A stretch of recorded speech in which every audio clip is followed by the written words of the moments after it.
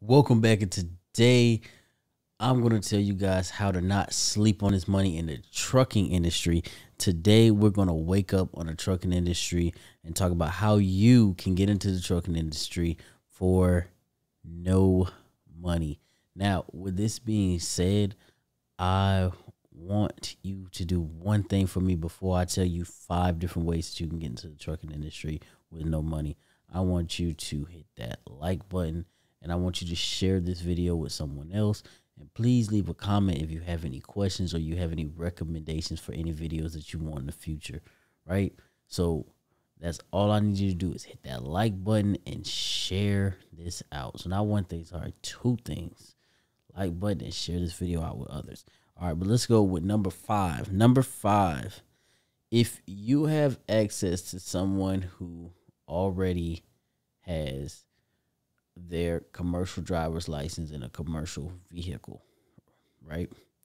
Then rather than going to school and paying all that money and doing all that stuff, and this also may be quicker for certain people, what you can actually do is, watch some YouTube videos, read the manuals, learn the test, learn the pre-trip, all that stuff. Have them show you how to double clutch and how to drive, and use those skills and just go and actually get your permit, of course, first. And then once you practice and you feel comfortable, go and challenge the test.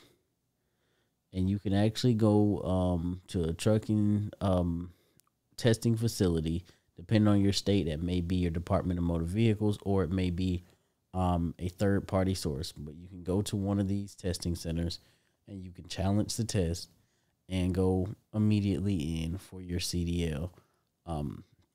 So this route, I think that it is a good option for certain people. However, I think that it also can be a bad option. Reason being, a lot of drivers in the industry do not use the same method for shifting gears that they want you to use on the test. A lot of drivers in the industry float gears, whereas on the test, they want you to double clutch. I know we all would like to believe that the drivers on the road are doing what is expected of them by the state. However, we know and they admit to not doing that. And it is a habit that typically comes from, long-term experience with driving, as well as, people who've previously driven stick shift cars. That's how they drive. And so the method of driving the truck is slightly different from driving a stick shift car. Depending on who's evaluating you, they may or may not mark off on you because of this. So that is something that you want to be conscious of, just as well as you may miss certain things, because if you go to the driving school versus practicing and studying on your own, you may have certain things that person who is testing you, that examiner, is going to be looking for, that they would have told you if you went to their school, but they're not going to tell you, just as you being somebody walking in challenging the test. So that's number 5. That is the way that's going to allow you for the least amount of training, and you're just going to be going at it. Now let's go for method number 4. Method number 4, this method, once again, not the top tier method, in my opinion. However, it is a viable option out there on the table, and that is to go sign up for a job with the school board, or, with some form of private school or company that will get you your school bus Class B license. This will get you your Class B CDL. However, it will have an automatic restriction, but it will allow you to drive passenger as well as school buses. This could be a way for you to quickly make money. It could be a way for you to get into getting your actual CDL. It will allow you Class B, which you could use to go and work for other companies, driving dump trucks and things of that nature. So It's not, once again, not the best option. However, it will allow you access to that school bus endorsement. It will allow you access to the passenger endorsement. If you're interested in driving school buses, then this could probably be your best method, because most counties now are seeking school bus drivers, so they will actually pay you to go to be a school bus driver. I've even heard certain schools and districts are so desperate that they're paying people to be alternates, and they're not even actually the main driver. So you could still go and get another job with your CDL, having that school or that school district pay for your CDL. So that would be method number 4, is to get in with the school or school district, or some company that will give you that endorsement for driving a school bus. Now, option number 3 is going to be on the job training or schooling. All right, so with on the job training or schooling, basically you're going to sign up for a certain company to work with them. They'll have you sign into a contract. That contract will basically state that you have to work for them, or you will owe them such and such amount of money on your CDL once you complete that training. So basically, you can go sign up to work with a trucking company. A lot of the companies will actually pay you for this training too. Some of them won't, but you can go and get your actual CDL for free with a lot of companies. This would be a Class A. Typically, it's going to be no restrictions. Certain companies will allow you to get a manual or the manual restriction with this and only drive automatics if they're larger companies. However, a lot of the companies that you're going to do this with are going to give you a fully unrestricted Class A license once you've completed their training and tested. So that's another thing that you can always look at and check out.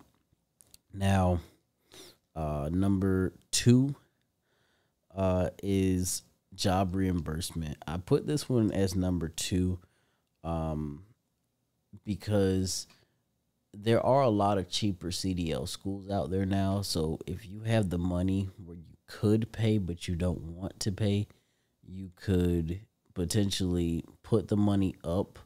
A lot of these schools have express programs now where you can get out in a week, 2 weeks. Most schools don't go longer than a month now anyway, or 5 weeks. And within a month, you could be working back at another job that would actually be paying back your schooling. And with this method, it would typically be dispersed monthly. So as you're working there, they're going to be, sending you payments to pay it back. And, it's very similar to the on-the-job training concept. It's just they're going to be paying you after you've already paid rather than before. So, it's a toss-up between which method is better depending on your current financial situation. This could be potentially something to look into. Certain jobs call it, reimbursement. Certain jobs give it to everyone, and it's your sign-on bonus. And then you can still take that money and go back and pay for school with it. Now, and the last but definitely not least, my number 1 method, where you're not going to have to run off on anybody. You're not going to have to feel unethical about it or anything like that, because we all pay into unemployment and into the federal government and taxes. Of course, is to go and get financial aid. In most cases, you won't be able to do this in the form of FAFSA, but you will be able to get WIA. So you can apply. It's the WIA. In Florida, we have the Career Source. You can go through Career Source and apply for the WIA, the WIA grant, and that grant will cover you going to trucking school. When you get out of school, you'll be free and clear. You won't have to work for any particular company. There's not going to be any restrictions except for those that you set by your choice of license. And it's going to allow you that advantage that you're going to school. You're not going to have any debt to anyone. You're not going to have any restrictions. You're not going to have any company that's going to be claiming you where you have to work for this company in order to pay your debts. You know, you're going to graduate free and clear, have all your stuff paid for, in an easy way into getting into an industry where you can make 20, 30, 40, and upwards dollars an hour, depending on whether you are working for yourself or working for someone else. So with that being said, I want to thank you guys. Thank you all for watching, supporting, tuning in, and make sure that you guys keep tuning into this series, because I'm going to keep bringing you guys more and more heat related to this particular industry and how you're going to be able to come up in the trucking industry. So as always, thank you guys. See you in the next one.